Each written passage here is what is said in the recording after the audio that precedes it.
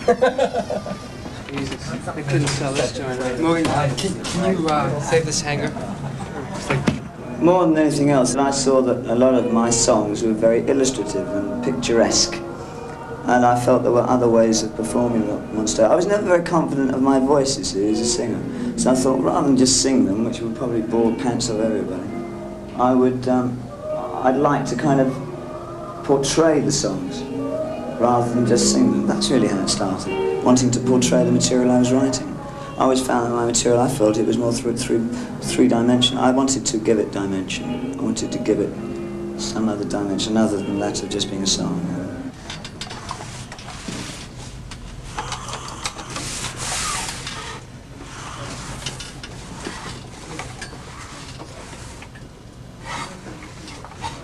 What time is it? It's 8 o'clock in the nose. Right. Does anybody say how long I've got? They said 5 minutes, 10 minutes ago. Did they? It's a 8:15 start. Probably not.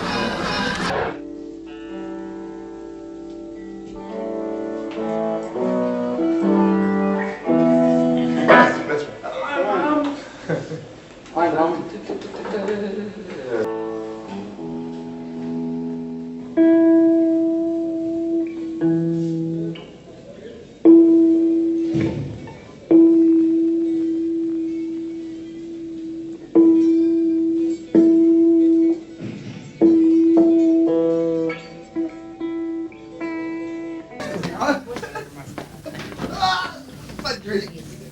Let me have one last drink.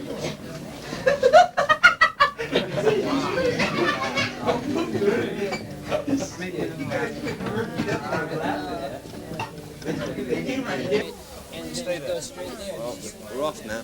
We're off. They took the hot wire and everything.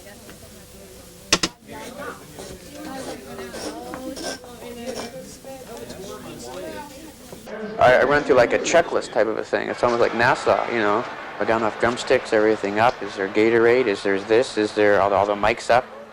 And the tension, I think, partly is not really playing, but wondering if it's going to go off well. Did they remember to put the mics up? Did they tune the drums? Can I walk up on stage? Am I going to trip on a wire? Did you tape down this? For overdrive, you do the lights. Underneath lights, and I do the 1, 2, 3, 4. You don't throw this one in. When we did it, nobody knew where to end it. You know. I'm not saying. That was funny though, because you know they had forgotten the ending. Really, it was a hunk of burning, a hunk of burning twice. Drum run. They didn't do it. Cut, what crazy man, immigrations. Okay, time. One minute. We'll get him, Lord. Might do, yeah. Get him, Fatty.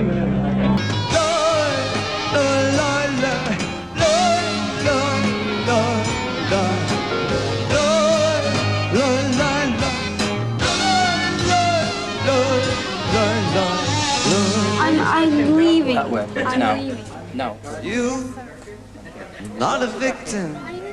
You just scream with boredom. You are not evicting time.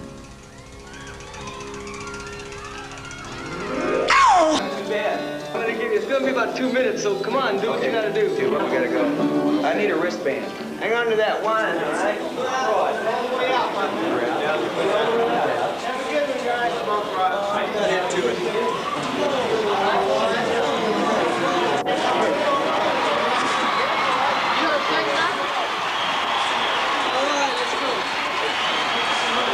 Now and then again.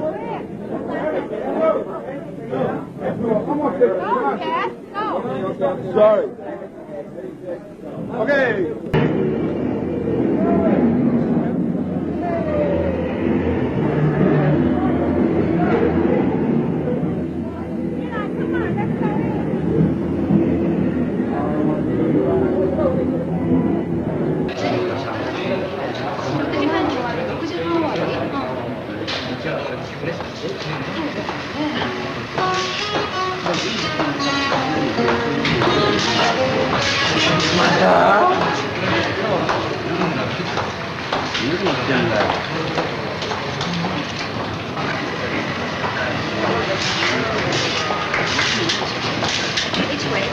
Yes,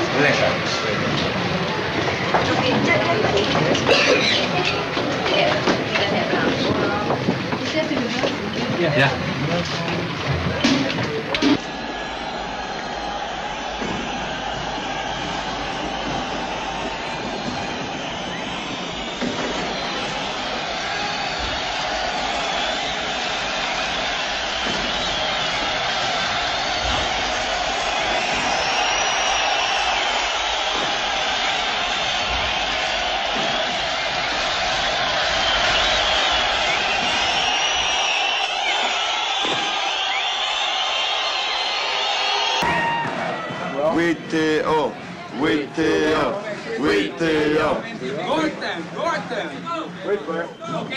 Before I come out on stage, you start to get a little bit of a rush just walking down the hallway towards the stage, because you can hear that the lights have been turned off out in the hall, and you can feel the readiness of the crowd, because they're starting to come up to a peak climax. As the lights go down, they know that you're coming. You get a tremendous surge of adrenaline.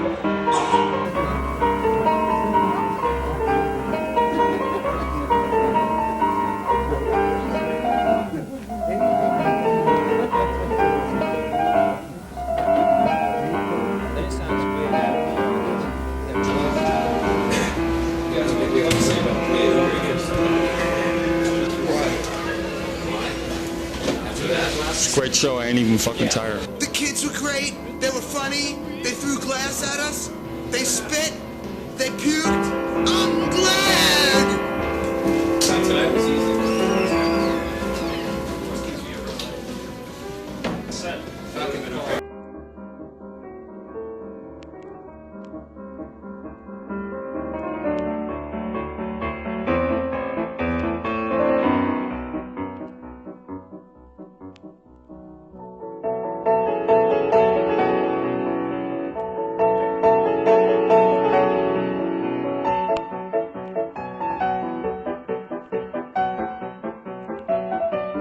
Southern Comfort. 14. There's at least 14, 15, 15/16, that counts. 16 rock and roll fans in North America. 17, they started, we started. 17, well there you are. There's a couple over, there's probably 20. There's probably 20 rock and roll fans in America. I'm here on the whole tour. Oh, really? What are you doing on the tour? Ligging. Oh, friggin' and far out. Did you contribute to the flashing? What? No, me. I was stomping on the side. Oh, that's good. That's same one. Oh, you're the chick that ripped the Oh, yeah. Well, I ripped out that one and that one. I don't know. Yeah, that one. I did those over there. Does this usually happen? Yeah, well, it used to be. I mean, we used to seats up to there not missing, right? Miles away, and then they ended up having to take the seats out because they couldn't make any money at their gigs. How come you're up on stage here? I mean, what exactly are you doing with the tour? Licking. Licking, yeah. I don't know what that means. Having a laugh. Oh, so you're just along for the ride. Do you know what I mean? We think this is really funny. We think it's great because it shows how many loonies there are in Toronto. But there's not enough. There's not enough. You know what I mean? Otherwise, the whole row would have been. You'd be happy to see the whole place. Yeah, at least up into that row there, like about 5 rows past where those blokes are sitting. Them have been all right. Basically, what we're here for, right, is that it's like for us, we're like visiting, you know what I mean?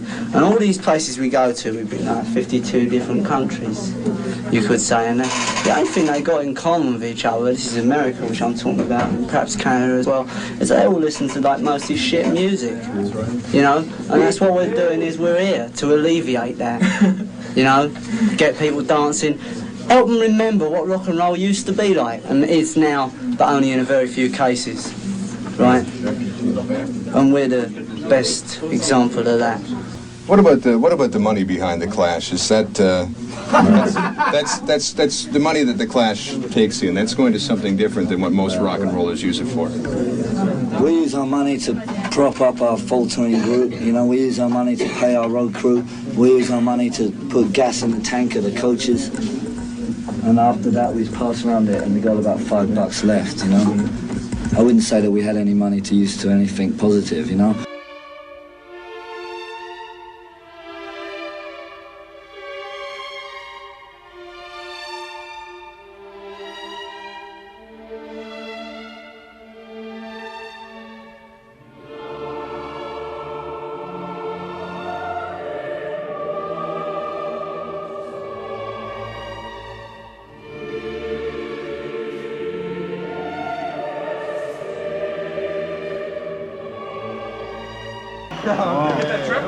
It's a very strange transformation, but after you come off the stage, you feel relaxed and you feel really, really vibrant, really good.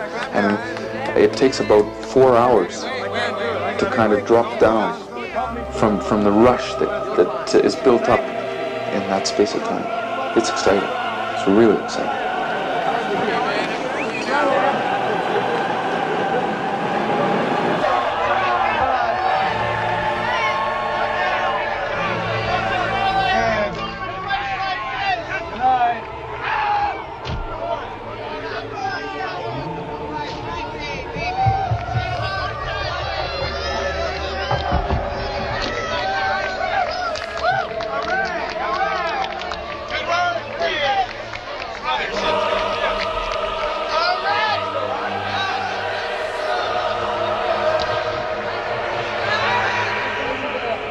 Good night.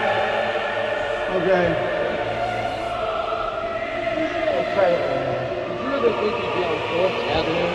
Yeah, I thought about it. Where's the bar? That's